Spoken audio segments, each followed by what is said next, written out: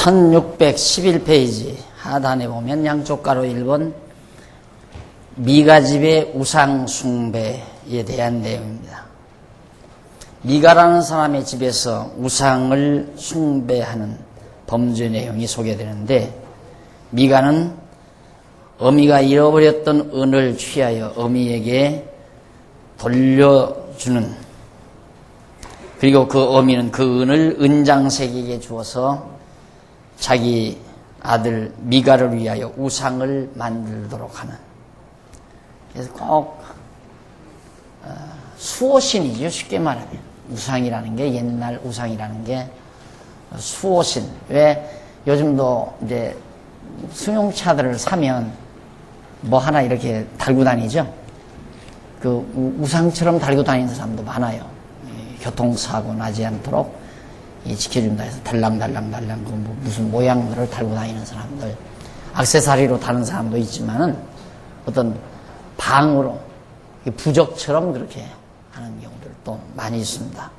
예나 오늘이나 사람의 마음은 똑같기 때문에 뭔가 불안하고 미래가 불확실하기 때문에 그런 것들을 방어하기 위한 이 방법들을 생각하는 거죠. 그런 것들이 이제 우상으로 만들어지게 됩니다. 자, 우선 17장 1절로 3절에 보면 미가는 어미가 잃어버린 은을 취해서 어미에게 돌려줍니다. 에브라임 산지에 미가라 이름하는 사람이 있었는데 있더니 그 어미에게 이르되, 어머니께서 은 1100을 잃어버리셨으므로 저주하시고 내 귀에도 말씀하셨더니 보소서 그 은이 내게 있나이다. 내가 그것을 취하였나이다. 어미가 가로되 내 아들이 여호와께 복받기를 원하노라 하니라. 주어머니 돈을 그러니까 아들이 훔친 거죠. 어머니가 계속해서 그 은을 찾으니까 결국 아들이 양심에 가책이 됐든지 제가 그 은을 가져왔습니다 하고 어머니에게 갖다 주니까 어머니가 하나님께서 내게 복 주시기를, 복받기를 원한다. 그렇게 칭찬해주고 미가가 은 1100을 그 어미에게 도로 주매 어미가 가로되 내가 내 아들을 위하여 한 신상을 새기며 한 신상을 부어 만들 차로 내 손에서 이 은을 여호와께 거룩히 드리노라. 그러므로 내가 이제 이 은을 네게 도로 돌리리라 라고 어머니가 약속을 하면서 그 은으로 우상을 만들어 아들을 위해서 주겠다는 얘기죠. 자, 이상과 같은 그런 내용들이 1613페이지 위에서 7째 줄 보면 이상과 같이 미가가 어미의 은을 몰래 도적질하는 행위나 그 어머니가 은으로 우상을 부어 만들려고 하는 행위는 모두가 여호와의 명하신 말씀에 위배되는 행위였습니다. 이렇게 패역한 행위가 이스라엘 가운데 자행되고 있는 것은 이스라엘의 백성을 다스리는 왕이 없었죠. 사사도 물론 없었고 삼손이 죽었으니까 사사도 없고 왕도 없고, 그래서 백성이 각각 자기 소견에 옳은 대로 행하는 겁니다. 그래서 이제 자기 소견이라는 말이 자주 나오죠. 자기 소견.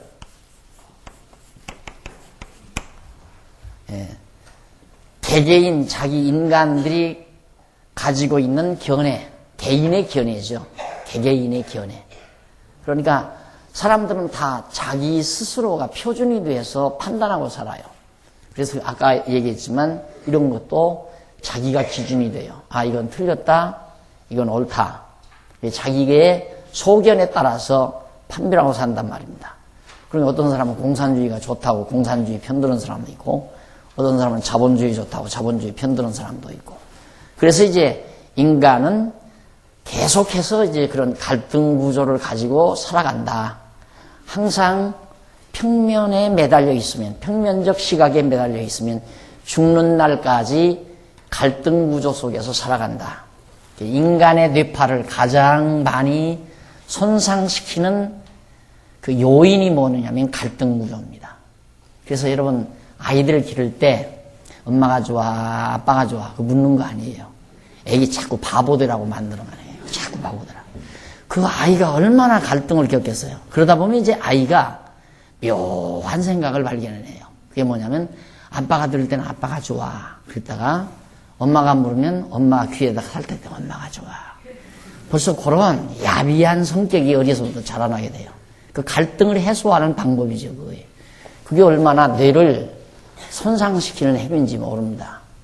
그러니까 아이를 갈등을 겪게 만드는 거. 그래서 아이들이 뭘 물으면 귀찮다고 생각하지 말고 끝까지 좌우지간 대답을 해야 돼요. 끝까지. 그걸 대답을 안 해주면 아이는 순간이라도 그 갈등을 겪는 거예요. 그래서 그 머리를 좋게 만드는 방법. 어떻게 해야 머리가 좋아지는가? 갈등을 해소시키면 머리가 좋아져요. 갈등을 해소시켜주면. 그래서 여기도 바로 자기 소견에 오른 대로. 아들 녀석은 가만히 보니까 엄마가 저 은을 가지고 있네. 저거 내가 가졌으면 좋겠다. 자기 소견대로 엄마 걸 몰래 도둑질해 왔어요. 자기 소견이 여기에. 그 다음 엄마는 잊어버렸으니까 막 찾을 거 아니에요. 아들이 그만 양심에 가책이 돼가지고 갖다 엄마에게 갖다 주니까 아들을 칭찬하면서 야 내가 이 은으로 너를 위해서 아들을 사랑하니까 아들을 지켜줄 수 있는 우상을 하나 만들어줘야 되겠다. 자기 소견이에요. 완전히. 그래서 인간들이 자기 소견에 따라 산다는 것처럼 사실은 가장 초보적인 동물적 삶이죠. 이게 동물적. 동물들은 다 자기 본능대로 살잖아요. 소견이나 본능이나 다름없어요. 다 본능에서 나오는 소견이니까. 그러니까 동물적 삶이란 말입니다. 인간은 그런 소견에 자기 소견에서 살아서는 안 되고 아까 말했지만 자기 소견은 언제나 평면적이에요. 여기를 뛰어넘는 소견이 뭐냐면 입체적 소견이고 그게 종교적 소견이고 이게 신적 소견이고 하나님의 뜻을 기점으로 해서 보아가는 하나의 소견이란 말입니다. 그러니까 이렇게 사람들을 많이 대하는 것도 내가 볼 때는 저 사람이 이 사람보다 좋다. 인간이기 때문에 그런 거 있을 수 있죠. 그러면 내가 좋다고 생각하는 사람은 그 사람하고만 좋고 내가 싫다고 생각하는 사람은 한없이 믿고 이게 아주 동물적이란 말입니다. 초보적인, 생리적인, 본능적인, 동물적인 태도란 말이죠. 그러나 조금만 자기의 생각을 승화시켜버리면 이 사람은 이래서 좋고 저 사람은 이래서 좋고 다 좋은 사람. 예를 들어서 한 사람은 내 말을 고분고분 잘 들으니까 좋아요. 그렇죠?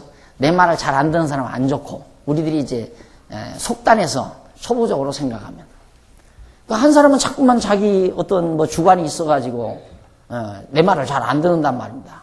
그럼 내 말 안 듣는 사람은 나쁘고 내 말 잘 듣는 사람은 좋을 거 아니에요. 그게 초보적이고 아주 기초적이고 아주 본능적인 동물적 속성이란 말이죠. 근데 한 차원만 조금 나가면 내 말 잘 듣는 사람은 심부름시키기 좋고 내 말을 잘 안 듣는 사람은 저 사람이 주관이 있어서 참 주관이 뚜렷해서 좋고 자기 주관이 있으니까 그래도 상대가 되잖아요.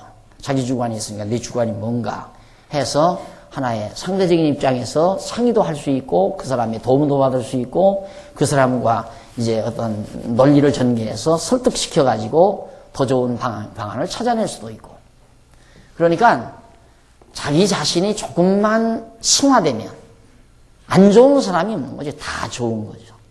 근데 자기 자신이 조금 천박해지면 좋고 나쁜 게 뚜렷해져 버려요. 그래서 이제 갈등 구조가 극심해지는 거고. 그래서 그런 사람일수록 머리가 되게 나쁜 사람이고. 요즘에 이제 그런 게 나온다고 그래요. 머리 좋게 공부 잘하는 방법 해가지고 이제 그런 걸 찾아낸다고 하는데 절대 이 필기시키는 사람. 그렇게 학교 가서 자꾸 필기나 시키는 선생님, 그건 완전 공부 못하게 만드는 거라는 거예요. 그러니까, 엄마, 이 필기하는 학생이 왜 필기를 하느냐? 나는 공부는 못하지만 선생님 강의를 잘 듣고 있습니다. 그걸 표현하기 위해서 열심히 필기한다는 얘기예요. 그런 요소가 많다는 거죠. 그런데 우리 성도들이 필기시키는 법 없잖아요. 필기 내가 다 해드려버리잖아요. 뭘 쓰라고 안 하잖아요. 외우라고 안 하고. 고도의 교육이에요. 고도의 교육. 그냥 여러분 듣고 판단만 하면 돼요. 판단하도록 이거 전부 내가 필기다 해요. 이걸 여러분들이 써놓는 거 중요한 게 아니에요. 지금 강의하는 순간 맞다 하고 딱 긍정만 떨어지면 그걸로 끝난 거예요, 공부는. 암기한다고 되는 게 아니거든요. 그렇게 계속해서 강의를 듣다가 보면 자기도 모르는 순간에 어느 순간에 머리가 탁 트여버리잖아요. 탁 열려버려요. 그래서 이제 꾸준하게 이제 학문의 세계로, 진리의 세계로 이렇게 치달을 수 있는 저력이 쌓이는 거죠. 근데 뭘 자꾸 답습하고 암기하고 이러다가 보면 항상 그 틀 속에서 벗어나지를 못해요. 어떤 틀 속에서. 그 틀을 떠나버려야 되는데 탈출을 해야 이제 크게 보이는데. 그러니까 아무리 산 밑에서 산골짜기에서 동서남북 다 살펴도 더 이상은 안 보여요. 산 정상에 올라가 보면 넓은 곳이 보이잖아요. 아주 넓게. 그래서 갈등 구조를 갖게 하는 방법이 갈등 구조의 기본 요소는 자기소견이다. 자기소견. 그런데 왕이 없으므로 이스라엘 백성들이 전부 자기소견에 옳은 대로 행했더라. 라는 말이 바로 거기에서 우리에게 지금 보여주고 있는 말입니다. 자, 그 다음에 이제 17장 4절로 5절까지 본 미가의 어미가 우상을 만들도록 은을 은장색에게 주죠. 미가가 그 은을 어미에게 도로 주었으므로 어미가 그 은 200을 취하여 은장색에게 은으로 우상을 만드는 사람이에요. 주어 한 신상을 새기며 한 신상을 부어 만들었더니 그 신상이 미가의 집에 있더라. 이 사람 미가에게 신당이 있으므로 또 에봇과 드라빔을 만들고 한 아들을 세워 제사장을 삼았더라. 그러니까 개인 종교죠. 개인 종교. 미가 집의 완전한 개인 종교. 자기 집에다가 신당도 지어놓고 그 신당에다가 우상을 만들어 놓고 또 자기 집 식구 중에 제사장을 하나 세워놓고 완전히 자기 가문의 종교예요. 자, 이렇게 이제 하나님 여호와를 모르니까 그렇게 살아가는데 그런 삶이 사실 이 중동 일대, 현재 이 중동 일대 거기에서 많이 그렇게 범람하죠. 그건 기본적으로 나오는 거니까. 그걸 이제 중앙아시아, 중국의 이제 공자가 그런 시대를 이렇게 경험하면서 살아오면서 결국 이제 공자는 그걸 조상신으로 바꿔놓잖아요. 조상신. 그래서 고 해놓고는 암흑의 이제 신위 그러죠. 신위. 신의 자리다. 이렇게 해서 이제 위패를 딱 제사상에다 모셔놓잖아요. 근데 이제 사람이 죽으면, 이제 유교에서 그렇게 한 거예요. 사람이 죽으면 그 혼백을 그 영전이라고 그러죠. 영전. 이게 사진 그걸 이제 딱 가지고 와서 가정에다가, 자기 집에다가 청마루나 어느 구석에다가 이제 청을 만들어요. 그게 신당이에요. 그게 쉽게 말하면. 청을 하나 딱 만들어 놓고, 거기다 이제 상 놓고, 사진 이렇게 해놓고, 저 위패 모셔놓고. 그러기는 매일 아침 밥을 떠다가 놓잖아요. 몇 년 동안을. 그래서 그게 하나의 종교죠. 그런 식의 종교. 그러니까 유교는 그냥 그 시대에 흘러내려오는 어떤 보편적인 인간의 보편적 소견, 상식이에요. 이 소견은 그냥 상식, 기본 상식. 그런 상식들을 그냥 어떤 논리적 체계 없이 그냥 주염주염 이렇게 모아서 해놨기 때문에 누구나가 읽으면 공감 가게 돼 있어요. 공자의 도가 누구나가 읽으면 맞다. 왜? 어차피 자기 소견이니까. 아, 이거 맞나? 내 소견하고 맞네? 그래서 공자의 도 예를 들어 명심보감이라든가 대학이라든가 이런 모든 이제 그 유교의 사스상경 같은 거 이런 것들을 읽어보면 아, 이거 틀렸다 할 사람이 하나도 없죠. 자기 소견에 다 맞아 떨어지니까. 그래서 이제 그게 유교라고 하는 것이 이제 그대로 존속되는데 그것 때문에 얼마나 많은 사람들이 피해를 보고 발전을 저해하고 정말 그 유교 때문에 우리나라 같은 경우는 얼마나 또 오랜 동안 이 5천년 묵은 역사 가지고 있는 민족이 늦게야 깨어나잖아요. 늦게야 깨. 이 정도 깨어난 것도 그래도 기독교 문명 덕택이죠. 기독교 문명 덕택. 이 정도 깨어난 것도. 안 그러면 지금까지 상투 굽고 있을지 몰라. 지금까지. 상투 굽고.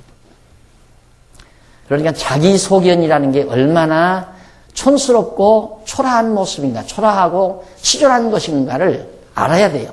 근데 사람들은 다 자기 소견이 제일인 줄 안다, 이 말이에요. 제일 올바르고. 그래서 자기 소견에 의해서 막 판별하고, 판단하고, 비판하고. 그래서 혼자 갈등 겪고. 그래서 이처럼 이제 나 제사장 세워놓고 또 거기다 의복 만들어 제사장이 입는 옷, 예복을 만들어서 이제 옷을 해서 입히고. 그러니까 꼭 모든 종교가 그렇잖아요. 모든 종교가 입는 옷이 달라요. 유교도 그렇죠. 유교도 뭐 이렇게 쓰고 뭐 이렇게 딱 들고 막 늘어뜨린 거 있고. 또 불교도 뭐 장사민 이렇게 하고 머리 빡빡하고 장사민 뭐 길초 메고 옷들이 다 다르죠. 옷들이 다 있잖아요. 의복이. 그게 전부 다 이제 하나의 형식이죠. 그게 옛날 고대 쪽부터 종교의식으로 내려온 거예요.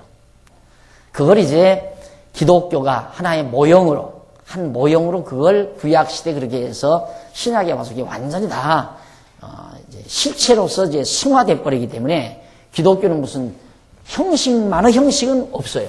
기독교의 형식만의 형식. 언제 예수님이나 사도들이 자, 이제 11시부터 하나님 앞에 제사하는 시간입니다 하고 불러놓고 뭐 예배 드리고 앉았다 일어났다 하면서 주문 외우고 뭐 이러면서 엎드려 절하고 뭐 이런 거 없었잖아요.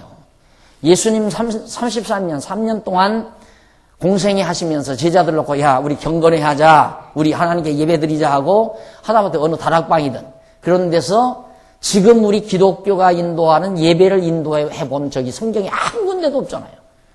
그냥 데리고 다니다. 배고프냐? 야, 떡 있으면 갖고 와라. 해서 기도해서 먹여놓고. 그리고 또, 야, 피곤하다. 둘러 앉아라. 해놓고는 어느 그놈 밑에 앉아서 또, 이제 천국복음 전해주고, 가르쳐주고, 같이 돌아다니고, 같이 배 타고 다니면서 고기도 잡고, 야, 너들은 여기 있으라. 나 배 타고 갈란다 하고, 배로 건너가고. 그러면서 그냥 같이 생활한 거예요. 이 기독교는 그냥 삶이지, 생활이에요, 생활. 하나님 경외하는 생활, 삶이란 말입니다. 삶. 어떤 의식이 아니래. 의식. 형식적인 의식이 아니에요. 기독교는 그게 없어요. 의식이라는 게. 이 의식이 다 타파돼야 하는데 결국 이제 이 교회 안에 남아있다는 것이 소위 성찬식. 그걸 의식으로 만들어 놓은 거거든요. 이 성찬식도 의식이 아니라 그냥 끼니예요. 끼니. 밥 먹는 거. 성도들이 함께 모였으니까 서로 친교하며 밥 먹는 거. 그게 성찬이에요. 오늘 우리 날마다 주일날마다 모여서 같이 점심에서 같이 먹잖아요. 그거예요. 원래 초대교회 성도들이 모일 때마다 식사를 같이 한 거, 모일 때마다 식사할 때마다 예수의 죽으심과 부활을 잊지 말고 기억해라. 그거 하나뿐인데 떡 주면서 이건 내 살이다. 포도주 따라주면서 이건 내 피를 기억해라. 이 포도주 마실 때, 그 음료수가 그때 포도주였으니까 포도주가 빨간하잖아요. 예수님께서 들에 피는 백화파를 보고 들에 피는 꽃을 보라. 길쌈도 하지 않냐고 뭣도 하지 아니하지만 솔로몬의 옷보다 더 아름답고 화려하다. 공중에 나는 새를 보라.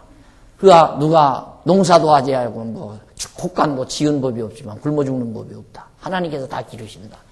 그렇게 시각 교육을 시키듯이 그냥 식사하다가 빨간 포도주 보이니까 이게 내 피를, 이거 볼 때마다 내가 너희를 위해서 흘릴 피를 기억해라. 떡을 들고 논아주면서 봐라. 이건 내 살과 이걸 먹을 때마다 내 살, 찢긴 살, 십자가에서 죽으실 때 찢긴 살을 기억해라. 그 말 한마디 한 걸 가지고 이걸 교회가 이상스럽게 만들어가지고 그냥 신부들이 구교 보십시오. 구교가 이 강단 어디다가 구벅을 하나 만들어놨는지 격장을 만들어놓고 거기 가서 신부가 뭘 꺼내요. 꺼내가지고 이 거래 같은 걸 꺼내가지고 또 수건 다 쓰고 여기다 머리에다 다 쓰고 그거 하나 받아먹으려고 다 무주쯤 이러고 난민들 죽그릇 가지고 오는 사람들처럼 죽어도 먹으려고 쭉 서서 와요. 그럼 그거 하나씩 입속에다 넣어주고 가고 포도주는 또 안 줘. 포도주는 자기들만 먹어야 한대요. 신부들만. 그렇게 이상스럽게 교회를 만들어 놓은 거란 말입니다. 우리 교회도 이거 성찬식 안 했으면 딱 좋겠는데 그거 안 했다고 또 2단 3단 난리를 칠까 봐서 아유 그냥 우리 그렇게 알고 한 잔씩 합시다 하고 하는 거예요. 그냥.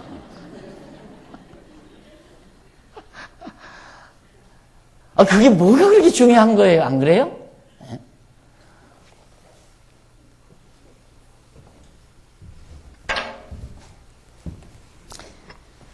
그래서 왕이 없으면 전부가 다 자기 소견에 오른 대로 행동하는 그런 어리석은 삶을 우리 인간들이 살아가기 때문에, 자, 이제 바로 미가가 오늘 어미에게 신당을 부어 만들고 그 신상이 미가의 집에 있더라. 이 사람이 미가에게 신당이 있으므로, 신을 모시는 집이 있으므로 또 에봇과 드라빔을 만들고 한 아들을 세워 제사장도 삼고 아주 뭐 쩍지게 잘했어요.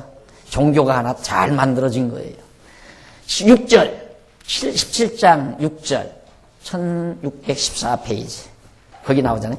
왕이 없으므로 사람마다 자기 소견에 오른 대로 행했다. 그때에는 이스라엘에 왕이 없으므로 사람마다 자기 소견에 오른 대로 행했더라. 그때란 말은 물론 삼손 사사가 죽은 이유를 말하는 거죠. 그리고 사람마다라는 말은 미가와 그 어미만이 아니라 이스라엘 자손 모두가 다 전부가 다 자기 소견에 각각 소위 이제 요즘의 용어로 말하면 개인주의, 내 멋대로 살아라. 개인주의, 철저한 자기주의에 의해서 살아가는. 결국 개인주의는 신을 거부하는 사회에서 있을 수밖에 없는 거예요. 신이 없는데, 신이 없는 상태에서는 개인주의인데, 개인주의 해놓고 보니까 이게 다 흐트러져 버리잖아요. 흐트러지다 보니까 다시 완전히 개인주의, 민주주의 앞장섰다고 하는 미국이라는 나라가 이제는 통제주의, 자기가 세계를 다 통제하려고. 그러니까 참 얼마나 모순인지 모르죠. 개인주의 해놓고 개개인 다 너 뭐 각각 다 내 멋대로 살아라. 개인주의는 다 흐트러지잖아. 다 각각 흐트러져 버리니까 이렇게 되면 다 정말 혼란이 와버리잖아요. 혼란. 그러다 보니까 완전히 다 내가 다 걷어잡아야 되겠다 이 말이에요. 나올 수밖에 없잖아요. 필연이에요. 역사의 필연. 그러니까 이걸 또 왜 미국들은 제국주의 하려고 그러나? 미국 제국주의자들이다. 북한에서 자꾸 미국 제국주의 하잖아요.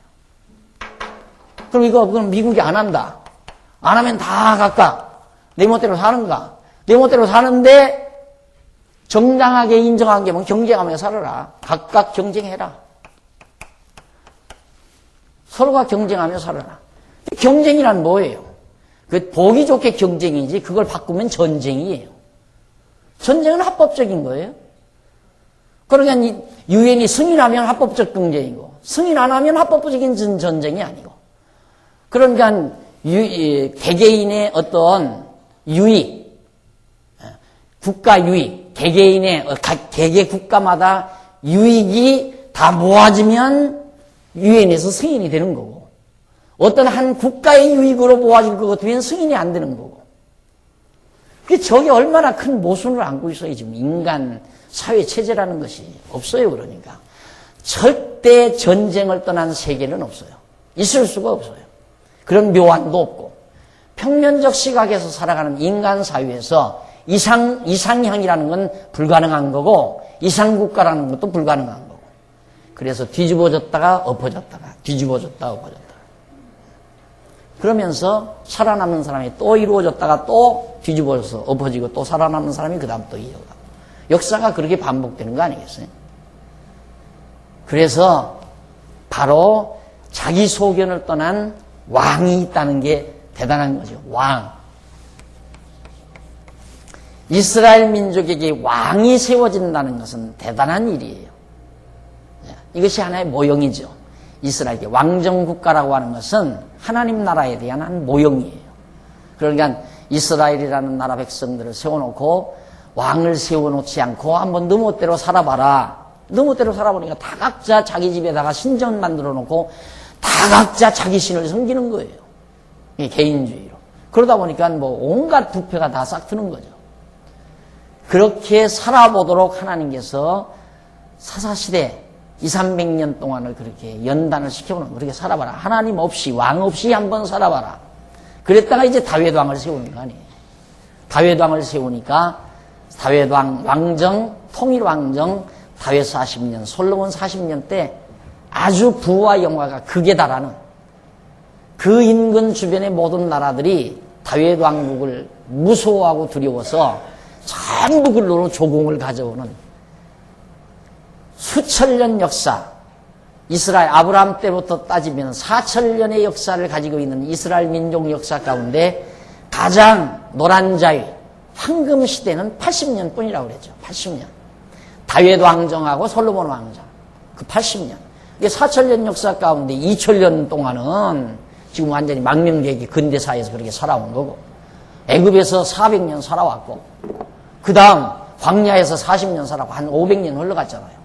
그럼 2000년하고 500년 빠면 500년 뿐이에요. 나머지 이제 왕국 이루어서 사는 때가 500년도 다 아니고 사사시대가 한 400년, 300년 되잖아요.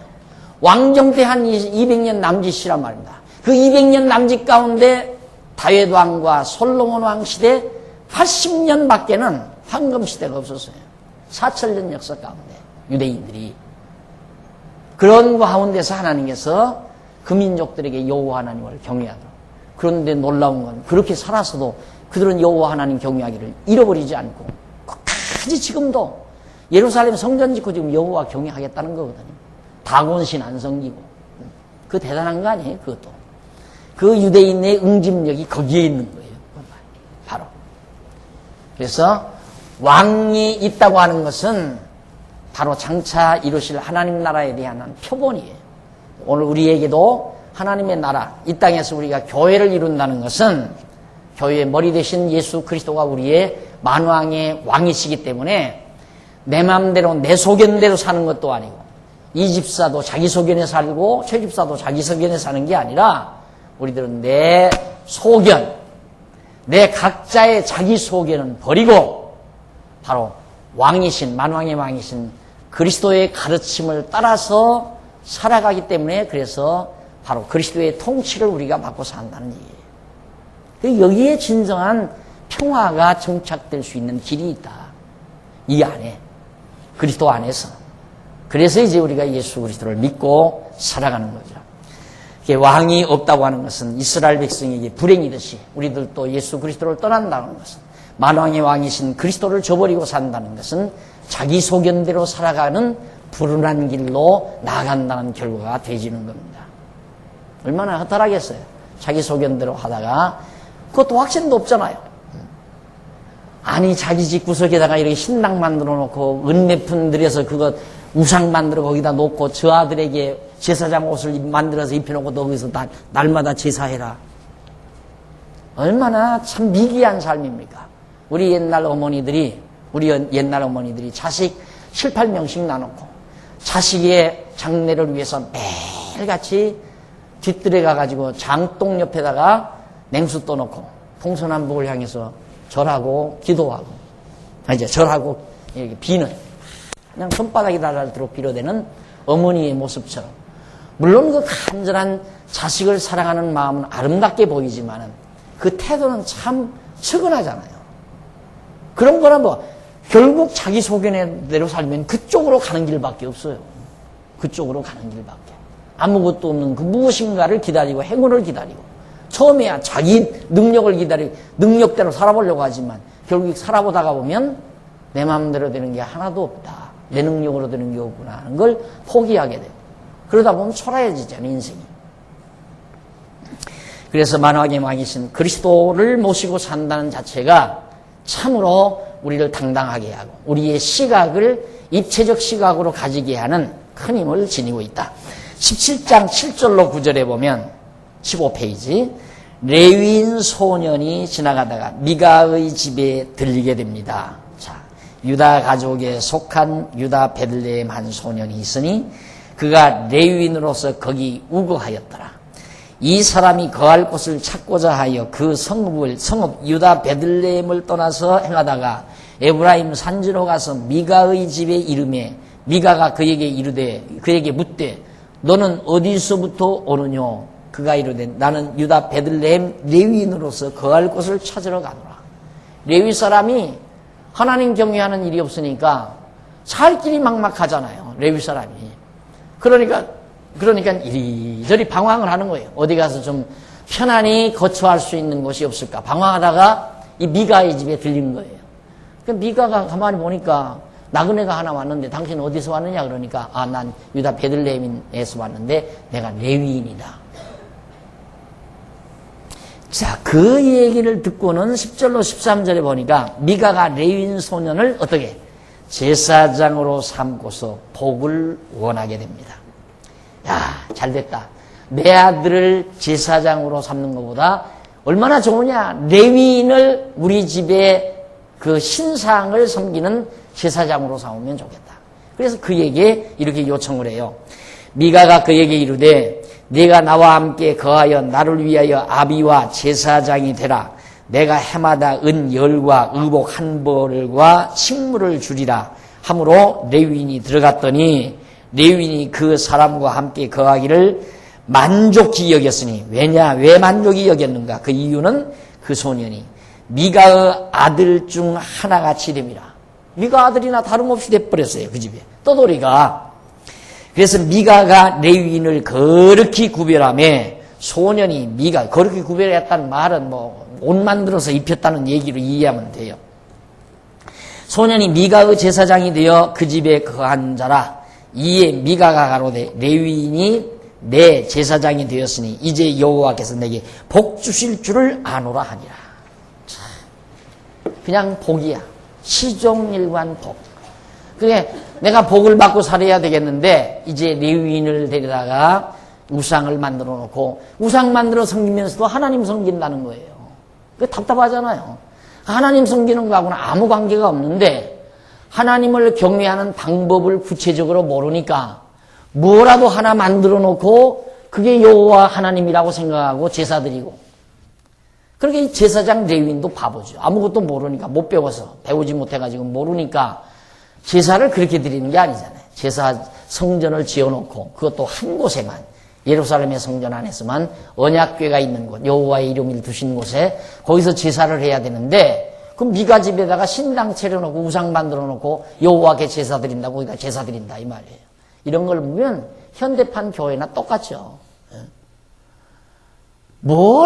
신전이라고 거룩한 성전이라고 지어놓고 그 성전 안에서 하나님 경외한다는 그런 명목하에 별의별 짓 다 하잖아요. 지난번에도 말씀드렸지만 목사가 입는 가운이 계절마다 봄, 여름, 가을, 겨울 색깔이 다 다르잖아요.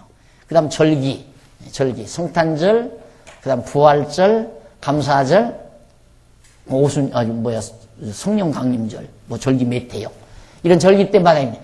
그래서 적어도 어지간히 갖추고 사는 목사는 가운이 7, 8벌 된다 이 말이에요. 그러니까 딱 해서 강대상 옆에 이 방 있잖아요. 방에다가 딱 장롱해놓고 거기다 쫙 넣어놓고 예배 시작 전에 거기서 딱 가로이고 탁 등단을 하는 거죠. 아, 제사장 지금 나오신다.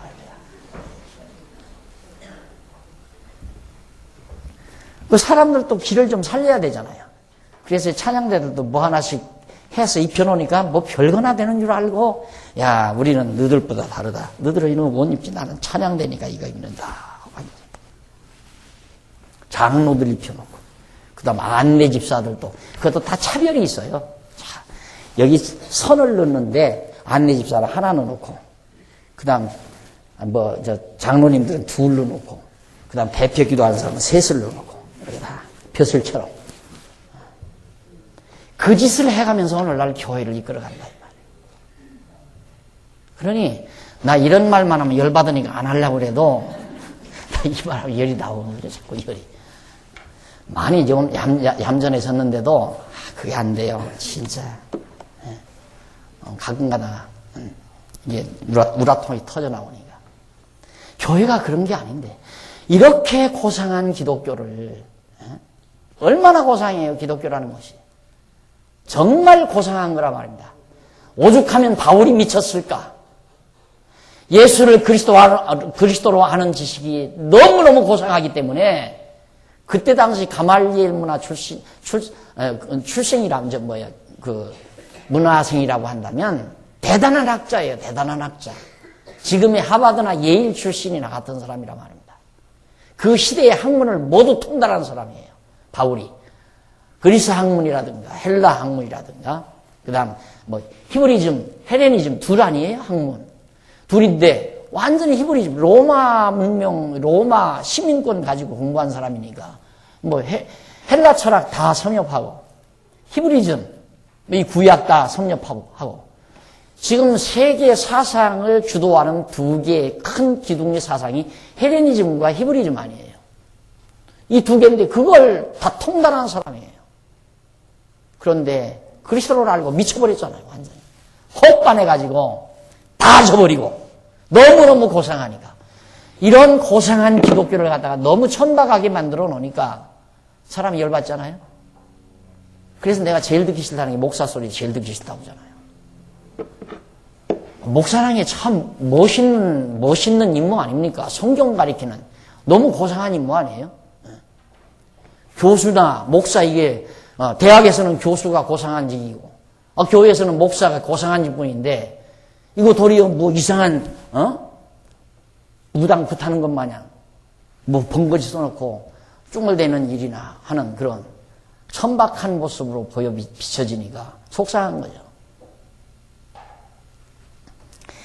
그래서 이 레위인이 미가 집에 들려가지고 이제 밥 먹여주고 거기서 뭐 돈도 주고 제사 드리면 뭐 편안하게 거기서 먹고 살 수 있으니까 얼마나 좋아요.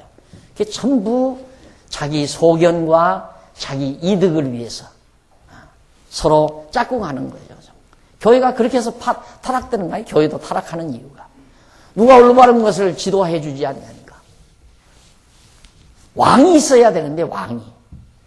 그러니까 그리스도의 교훈, 그리스도의 말씀, 하나님의 말씀이 살아 움직여야 사람들이 자기 소견을 저버리고 하나님의 뜻을 따라서 살아가게 되는데 누가 하나님의 말씀대로 가르쳐주고 지도해주는 왕이 없으니까.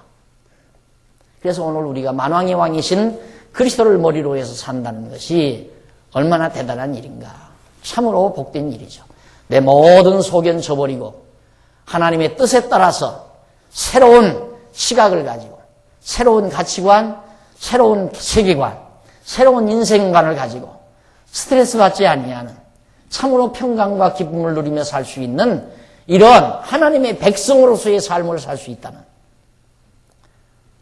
솔로몬 왕, 이제 통일왕국 시대, 다윗 시대, 그때 성전 짓고 다윗 시대는 성전은 없었지만은 모세가 만든 성막 갖다 놓고 언약궤 모셔놓고 제사했잖아요.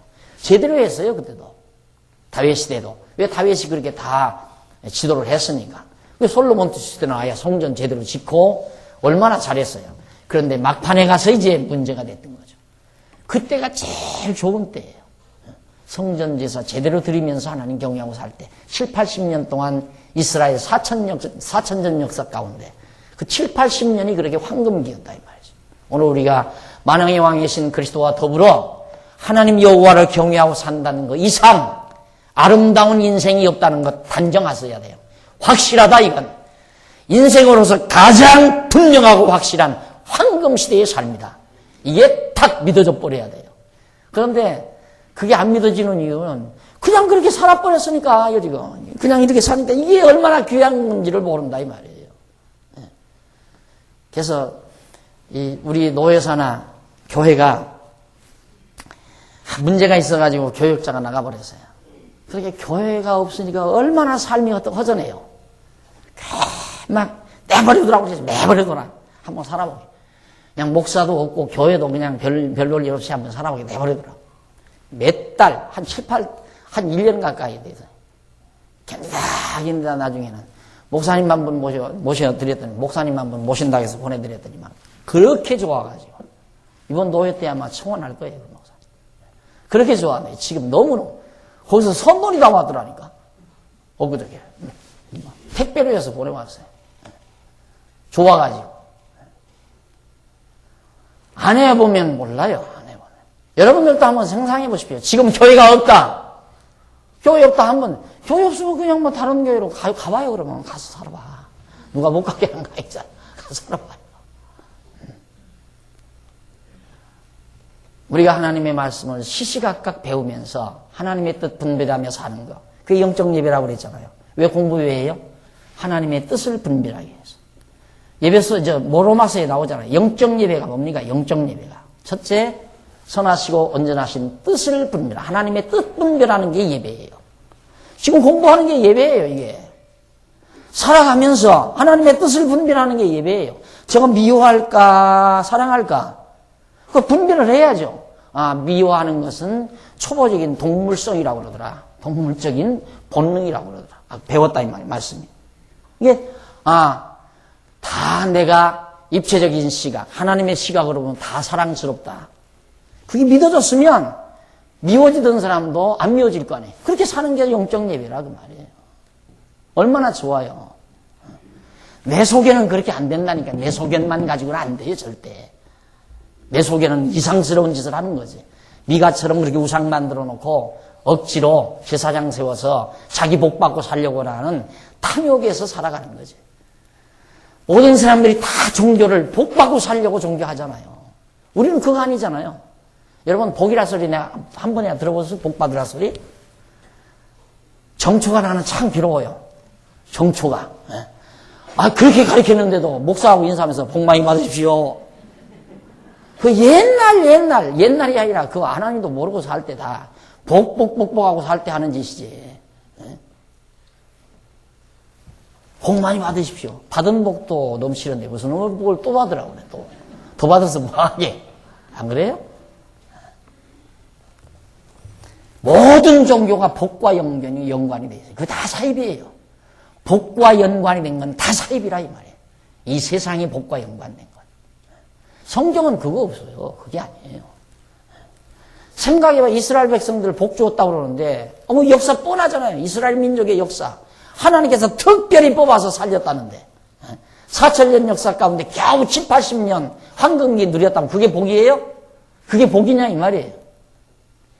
그렇게 저주로 생각하면 그렇게 저주받은 민족이 있을 수가 없어요. 저주 중에도 저주지. 4,000년 역사 가운데 어떻게 겨우 7, 80년이야. 그런데 그냥 한없이 복. 그래서 이 미가 집도 자기 집에 복을 빌어달라. 그래서 그 사람을, 레위 사람을 데려다가 바로 제사장으로 앉혀놓은 겁니다. 18장 3절로 6절에 보면 넘어갔어. 맞죠? 아니, 죄송합니다. 어디? 네, 죄송합니다. 자, 넘어가서 1616페이지 중간쯤 보시면 줄바꾼 데 나와요. 이상과 같이 미가가 새긴 우상을 자기 집 신당에 둔 것이나 제사장이 입을 에봇과 드라빔을 자기 멋대로 만든 것이나 자기를 위하여 레위인 소년을 제사장으로 삼은 행위는 모두 여호와께서 명하신 율법에 완전히 어긋나는 그런 처사들이죠. 이와 같은 어리석고 미련한 처사를 미가가 행하게 된 것은 이스라엘 백성을 다스리는 왕이 없었기 때문이다. 백성을 다스리는 왕이 없으면 백성은 여호와의 명하신 말씀을 깨닫지 못하고 자기 소견에 옳은 대로 행할 수밖에 없는 것이다. 그래서 미가 한 개인만이 아니라 이스라엘 한 지파까지도 우상을 섬기게 되죠. 우상을 숭배게 됩니다. 그래서 단지파가 우상을 섬겨요. 단지파는 한 지파거든요. 미가라고 하는 한 사람의 집에서 그렇게 우상 섬기는 행위가 시작이 됐는데 이것이 한 지파로 그만 연결이 돼요. 한 지파로 다 퍼져나가게 된다 이 말이죠. 뭔가를 섬기고 살아야 되겠는데 모르고 있는데 야 미가는 이렇게 하더라. 야 그 참 멋있더라. 다 답습해버려요. 다 답습해버려요. 그래서 18장 1절로 2절에 보면 단지파의 땅 탐지가 미가의 집에 이르러 유숙하게 탐지자가 미가 집에 유숙합니다. 묘하게 그러게 되죠. 그때에 이스라엘의 왕이 없었고 단지파는 이때에 거할 기업의 땅을 구하는 중이었으니 이제 혼란이 와가지고 단지파들이 아직 자꾸 뺏기기도 하고 쫓겨나다니기도 하고 하니까 어디 가서 우리가 정착하고 사나 하고 단지파 그 대표들이 돌아다니겠죠. 돌아다니다가 어디로 하필이면 들어가는가? 미가 집에 들어간 거예요 또. 아까 그 제사장도 돌아다니다가 미가 집에 들어갔잖아요. 거기 이제 들어가가지고 단자손이 소라와 에스타올에서부터 자기 온 가족 중 용맹 있는 5 보내어 땅을 탐지하고 살피게 하며 그들에게 이르되 너희는 가서 땅을 살펴보라 하며 그들이 에브라임 산지에 가서 미가의 집에 이르러 거기서 하룻밤을 유숙하게 됩니다. 그러니까 단지파가 대표자 대명을 가서 어디 좀 우리 지파들이 조용하게 살 곳이 있나 좀 다 탐지하고 와라. 보내서 이제 가서 돌아다니다가 하필이면 구구상 섬기는 미가 집에 들려서 하룻밤을 먹게 되는 거예요. 이제 신세를 지게 되는 거예요. 거기서 이제 배우는 거죠. 야, 참 멋있다 너희지. 그럼 가서 이제 그대로 하는 거 아니겠어요? 이렇게 해서 확산이 돼요. 그러니까 이 거짓 종교는, 그러니까 이 사이비 또는 무속, 이것들은 가리킬 것이 없어요. 보여주기만 하면 돼요. 보면 할 수 있는 거예요. 그러니까 눈으로 보고 한다는 것은 다 형식이란 얘기거든요. 형식. 내용은 없는 거고. 보면은, 뭐 하나 만들어 놓고 옷을 그렇게 해 입고 저라면 되더라. 그게 바로 보고 하는 거예요. 그런데 바로 진짜 종교라고 하는 건 진리 아니에요, 진리. 진리가 너희를 자유케 하리라. 진리라고 하는 것은 우리의 시각을 바꾸어 놓는 사고체계죠, 사고체계. 논리적인 진리체계. 그게 바로 종교, 올바른 종교여야 한다. 이렇게 가가지고 이 사람들이 이제 하룻밤을 자면서 그런 것들을 다 바라보게 됩니다. 바라보게 되는데 3절로 6절 보면은 16장 18절 레위 소년이 탐지자에게 그의 형통할 것을 예고해 줍니다. 자, 이게 놀랍죠. 3절 그들이 미가의 집에 가까이 올 때에 레위 소년의 음성을 알아듣고 그리로 돌이켜 가서 그에게 이르되 누가 너를 이리로 인도하였으며 네가 여기서 무엇을 하며 여기서 무엇을 얻었느냐. 이 단지파가 보니까 레위 자손이란 말입니다. 너 누가 이 집으로 보냈느냐. 그리고 너 여기서 하는 일이 뭐고 이 집에서 뭘 받고 있느냐, 뭘 얻었느냐 라고 물었어요. 그러니까 그 레위 사람들, 이제 제사장이라고 하는 레위 사람이 그 단지파 사람들에게 대답합니다. 이르되 미가가 여차여차히 나를 대접하여 나를 고빙, 청빙했다 이 말이죠. 청빙하여 나로 자기 제사장을 삼았느니라. 그들이 그에게 이르되 청컨대 우리를 위하여 하나님께 물어보아서 우리의 행하는 길이 형통할는지 우리에게 알게 하라. 그 제사장이 그들에게 이르되 평안히 가라. 너희의 행하는 길은 여호와 앞에 있느니라. 이 탐지하러 나온 사람들이 궁금하잖아요. 우리 앞길이 어떻게 될까? 어디 가서 또 가다가 강도 때 만나서 또 우리가 죽지는 않을까? 걱정스러워서 물었어요. 또 제사장 여기 제사장 한다면 우리 앞길이 어떻게 되나 하나님께 물어봐달라 그러니까 평안히 가라. 다 형통하리라 하고 예언을 해줬어요. 그러니까 기분 얼마나 좋았겠어요. 그랬는데 거기 이제 티브리오 하나 있네요. 고빙, 아까 고빙이라는 말. 왜 이렇게 어려운 말을 써서 자꾸만 성경을 번역했는지 가끔 나도 속이 상해요. 그 안 그랬으면 구태여 뭐 히브리어까지 등장할 필요 뭐 있어요. 그 말은 고용하다 또는 채용하다. 청빙해서 고용하다, 채용하다 이런 뜻이에요. 뭐 고용했다든가 채용하다 이런 말로 번역했으면 누구나 쉽게 알아들을 수 있어요. 고빙이 뭐예요? 나도 난생 처음 듣는 말이에요. 고빙. 그 옛 사람들이 한문 공부하는 분들이 번역을 해가지고 지금도 그러잖아요. 교수들이 어려운 말을 써야 실력 있는 것처럼 느끼는. 그게 제일 실력 없는 사람이에요. 아주 어려운 내용을 가장 쉬운 말로 말할 수 있는 사람이 최고 실력가예요. 그런데 그게 반대거든요. 실력 없는 교수가 어려운 용어만 써요. 어려운 용어, 보편 용어.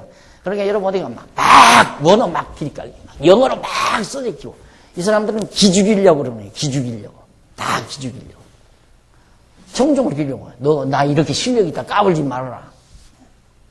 그런데 어려운 내용을 아주 쉽게 가르치는 것이 그게 실력가예요. 완전히 납득이 안 되면 쉽게 말할 수가 없잖아요. 그러다 보니까 날 자꾸 추는 것 같아서 그만하랍니다. 자, 그 다음 이제 탐지자들이 탐지한 보고를 하면서 치러 올라가자라고 말합니다. 7절 이에 5사람이 떠나 라이스에 이르러 거기 있는 백성을 본즉 염려 없이 거하여 시돈 사람같이 한가하고 평안하니 그 땅에는 권세 잡은 자가 없어서 무슨 일이든지 괴롭게 함이 없고 시돈 사람과 상거가 멀며 아무 사람도 상관하지 아니함이라.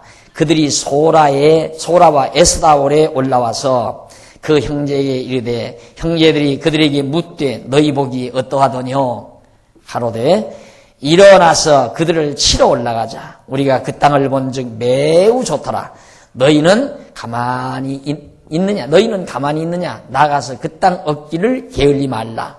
너희가 가면 평안한 백성을 만날 것이요.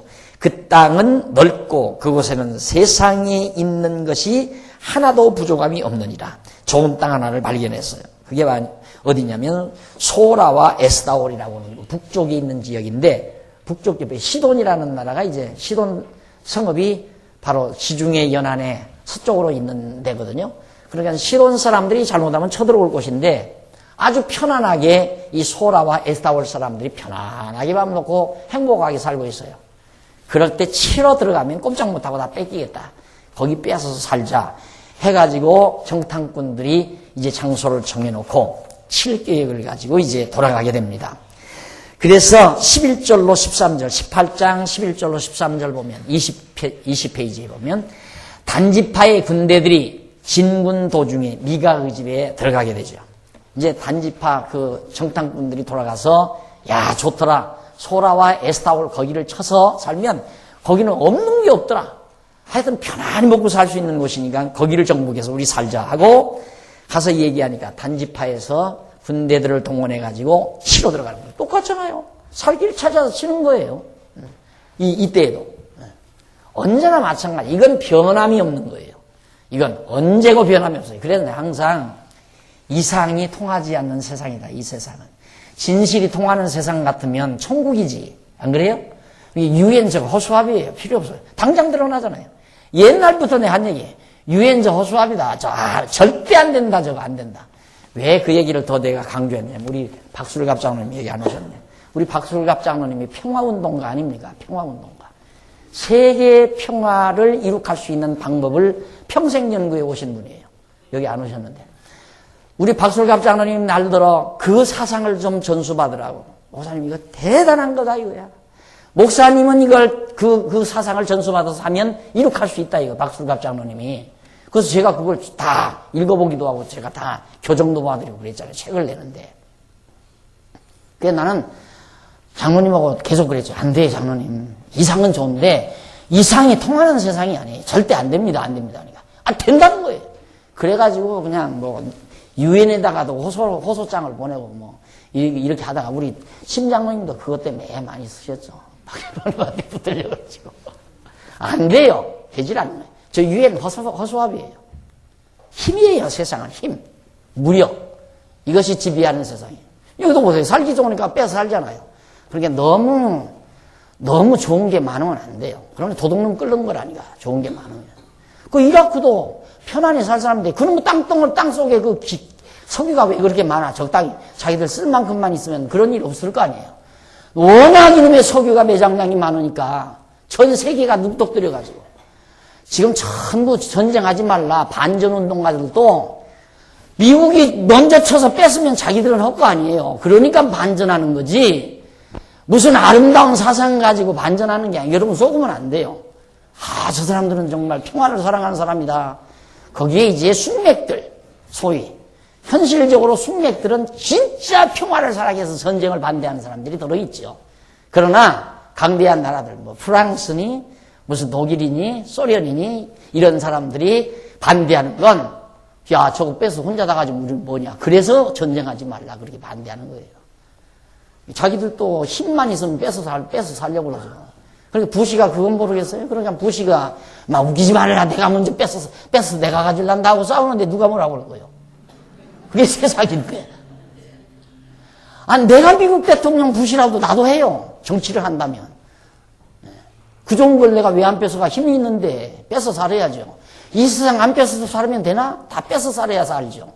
남의가 안 뺏으면 못 사는 세상에 이 세상은. 어떻게든지 무슨 방법으로든지 뺏어야지. 야, 나 이거 왜 지금 뭔 강의하는 거야 지금.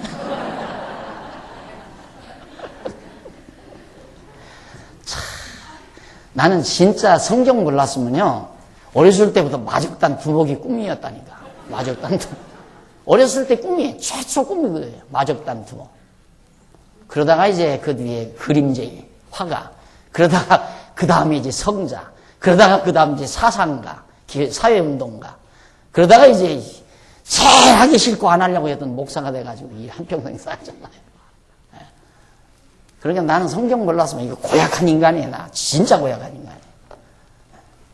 철저히 현실적이고요, 제가. 아주 실존주의에 아주 철저한 사람이고, 현실주의자고. 그런데, 그러면서도 이상은 있죠. 이상은 있는데, 성경을 깨닫고 나니까 너무너무 좋고, 편안하고, 너무 좋아요. 진짜 너무 좋아요. 그래서 그저 정말 성경 가르쳐 드려서 편안하게 사시는 분들 보는 즐거움으로 살죠, 솔직히. 말씀 배우고, 욕심 저버리고, 그냥 늘 기쁨과 평강 중에 서로 아끼고 사랑하며 사는 모습.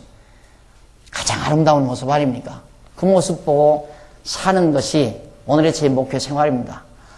자, 그래서 오늘 정말 이 정탐꾼들이 살기 좋은 그 땅을 왜 가만 놔두겠어요? 저것들 지금 부에 취해서 편안히 사니까 쳐들어가면 된다. 그래서 군대들을 동원해가지고 가다가 어디 들렸느냐 하면 하필이면 미가의 집에 들렸어요. 우상성기는 미가의 집에.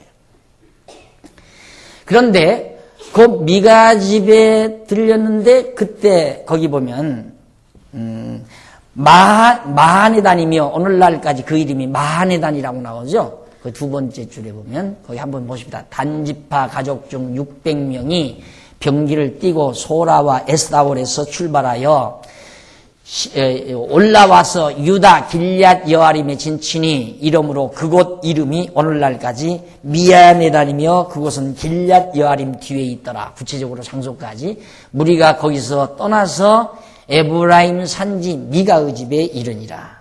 바로 미아네단이라고 하는 말은 단어 군영이 단어 군영, 다시 말해서 단지파들이 거기서 진을 친 곳이다. 그런 말이에요. 단지파들이 진을 친 곳. 이 진을 치고 이제 전쟁하기 위해서. 자, 그런데 이제 그 집에 단지파 군대들이 바로 그 미가의 집에 들려가지고 거기 1621페이지 위에서 다섯째 줄 앞부분에 보십시오. 앞부분에 보면 단자손은 자기들을 다스리는 왕이 없으므로 여호와의 명하신 율법을 어기고 우상을 섬기게 되었다. 이는 머리 대신 예수 그리스도를 떠난 교회가 우상 종교로 타락하게 될 것에 대한 예표로서의 모형과 그림자다. 예수 그리스도께서는 그리스도의 몸된 교회에 진리의 영을 보내어서 성도로 하여금 말씀을 깨닫게 하여 교회를 다스려 가신다. 이와 같은 예수 그리스도의 다스림이 없는 교회는 무속이나 우상중 숭배가 가득하게 된다. 자, 우리가 예수님이 교회를 다스린다 했을 때 막연하게 생각이 되죠? 근데 막연하게 생각할 거 없어요. 지금도 예를 들어서 청와대에서 백성들을 다스려 갈 때 어떻게 합니까? 청와대 대변인이 있죠. 그러면 대통령이 뭔 말을 하게 되면 자기가 안 하고 대변인을 시켜서. 그리고 요즘 그 대변인 여자 하다가 뭔가 실수해가지고 목 달아나니 안 달아나니 하더니만 뭐 좀 봐주는가 보대요. 네. 그 대변인이 나와서 대통령이 하는 말 그대로 써가지고 그걸 전해주는 거예요. 목사는 뭔가 만왕의 왕이신 예수님의 대변인, 그냥 예수님이 하신 말씀 여러분들에게 이렇게 다 일러주는 거예요. 목사는 그 책임밖에 없어요. 아무 결정권도 없고 내용을 변조했다가는 목 달아나고 그러잖아요. 그러니까 성경에 있는 대로 가르쳐주면 끝나는 거예요. 아, 목회가 어렵다고 그런 사람 보면 내 속으로 사기 처먹으려니까 어렵지. 난 그래요. 목회가 뭐가 어려워요, 어렵기를. 아, 그냥 예수님이 하신 말씀 그대로 가르쳐만 주면 뭐가 어려우냐 이 말이야. 사기 처먹으려니까 어려운 거지. 어떻게 해서 꼬셔서든지 돈 뺏어 먹으려고 그러고 뭐 사람 많이 모아놓고 거기서 발판 삼아서 성공하려고 하니까 어렵지. 아, 그냥 대변인 노릇만 하면 뭐가 어려워요? 다 타이핑해서 다 써가지고 나와서 글자만 알면 되는데 대통령께서 뭐라고 말씀하셨습니다. 뭐 읽어주면 되는 거예요. 제일 쉬운 게 목표예요. 내가 제일 쉬운 게 되는 대로 하니까 더 분명히 말하면 되게 하시는 대로 하니까 되게 하시는 대로 안 되면 안 하면 되는 거고 되면 하는 거고 무엇 때문에 억지로 좀 편안하게 사시는 분들은 무슨 꼴 보기 싫어가지고 그렇게 들여다가 볶아대. 새벽잠 자지 말아라, 금식해라, 밥 굶어라. 그냥 억지로 막 이것저것 시키고 봉사해라, 충성해라. 그러면 하기 싫으면 하지 말라고 그러잖아요. 얼마나 좋아요.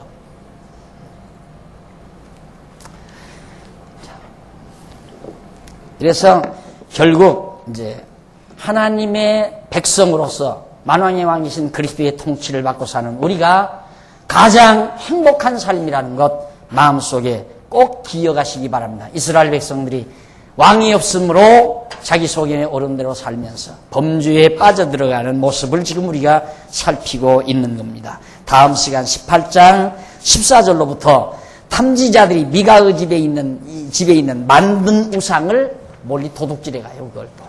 왜? 가서 섬기려니까. 그 부분부터 우리 공부하도록 오늘 이 강의 여기서 마칩니다. 기도하십시다. 자비로우신 하나님 아버지, 은혜와 사랑을 감사합니다. 하나님께서 우리에게 귀한 말씀을 주셔서 우리 소견대로 살지 아니하고 정말 하나님의 뜻을 분별하며 살 수 있는 이 행복을 주신 하나님의 사랑을 감사합니다. 하나님 아버지, 우리 어리석은 모든 소견 저버리게 하시고 하나님께서 주신 말씀에 의해서 새로운 세계관, 가치관, 새로운 인생관을 가지고 정말로 하나님의 백성으로 아름답게, 즐겁게, 행복하게 마음의 평강을 누리며 사는 사랑하는 성도들 되도록 역사하시옵소서. 오늘 또 연보했습니다. 드려진 연보를 통해서 많은 사람들에게 이 복음이 증거되어지는 결실을 맺도록 함께해 주시옵소서. 예수님 이름으로 기도드립니다. 아멘.